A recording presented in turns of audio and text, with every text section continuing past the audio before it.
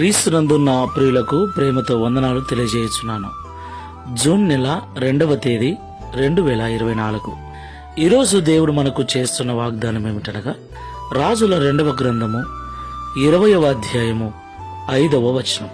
నీవు కన్నీళ్లు విడుచుట చూచితిని, నీ ప్రార్థన నేను అంగీకరించి ఉన్నాను, నేను నిన్ను బాగు చేసేదను. ఆమెన్. నా ప్రియమైన సహోదరి సహోదరులారా, ఈ మాటలు వింటున్న మనం అందరం కూడా దేవుణ్ణి నమ్ముకుని ఉన్నాం. ప్రియులారా, మనం అందరం కూడా ప్రార్థన చేస్తూ ఉంటాం. ఏదో ఒక సందర్భంలో ఏదో ఒక విషయమై ప్రార్థన చేయటము ఎంత ప్రాముఖ్యమో, మనం చేసిన ప్రార్థనను దేవుడు అంగీకరించటం కూడా అంతే ప్రాముఖ్యం. ఎందుకంటే మన ప్రార్థనకు జవాబు రావాలి అంటే ఆ ప్రార్థనను దేవుడు అంగీకరించాలి. దేవునికి మహిమ కలుగును గాక. దేవుడు మన ప్రార్థనను అంగీకరించాలంటే మనము ఎలాంటి ప్రార్థన చేయాలి, ఎలాంటి వారమై ఉండి ప్రార్థన చేయాలి అంటే, హిజ్కియా ప్రార్థన చేస్తున్నాడు. దేవా యెహోవా, నేను యథార్థ హృదయుడనై నీ సన్నిధిలో ఎలా జీవించానో ఒకసారి నన్ను జ్ఞాపకం చేసుకో అని. దేవునికి మహిమ కలుగును గాక. ప్రియులారా, మనమందరం కూడా పొరపాట్లు చేస్తూ ఉంటాం, తప్పిదములు చేస్తూ ఉంటాం. వాటిని బట్టి ఆయా సమయాలలో మనము ఇబ్బందులు పడుతూ ఉంటాం.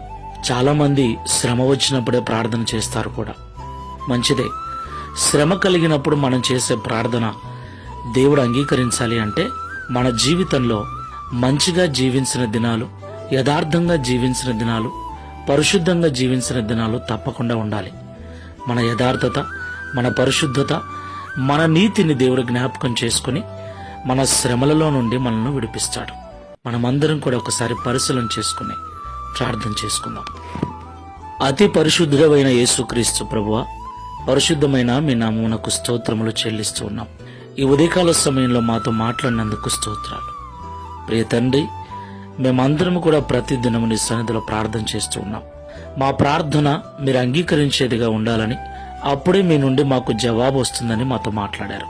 ప్రియ తండ్రి, మీరు మా ప్రార్థన అంగీకరించాలి అంటే మేము యథార్థ హృదయముతో, పరిశుద్ధత కలిగి, నీతి కలిగి జీవించాలని మాతో మాట్లాడారు. హిజ్కియా కూడా ప్రార్థన చేస్తున్న సమయంలో తనకు వచ్చిన శ్రమ నుండి, మరణ భయము నుండి విడిపించమని ప్రార్థిస్తూ, అయ్యా, ఒకసారి యథార్థంగా నేను జీవించిన దినాలను, నీ యందు భయభక్తులు కలిగి నేను బ్రతికిన దినాలను జ్ఞాపకం చేసుకుని నా ప్రార్థన అంగీకరించమని కన్నీళ్లతో ప్రార్థించాడు.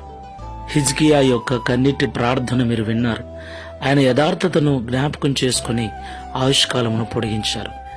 మేము కూడా అలాంటి యథార్థ ప్రవర్తన కలిగి ఈ లోకంలో మాకు కలిగే శ్రమలలో మేము మొరపెట్టినప్పుడు, ప్రార్థించినప్పుడు మీరు జ్ఞాపకం చేసుకున్నట్లుగా పరిశుద్ధ జీవితాన్ని జీవించుటకు సహాయం చేయమని, ఈ ప్రార్థనలో ఏకీభిస్తున్న మాకందరికీ అట్టి యథార్థ జీవితాలను అనుగ్రహించి, తద్వారా ఈ దిన వాగ్దానమును మా అందరి జీవితంలో నెరవేర్చమని యేసు నామములో ప్రార్థిస్తున్నాము తండ్రి.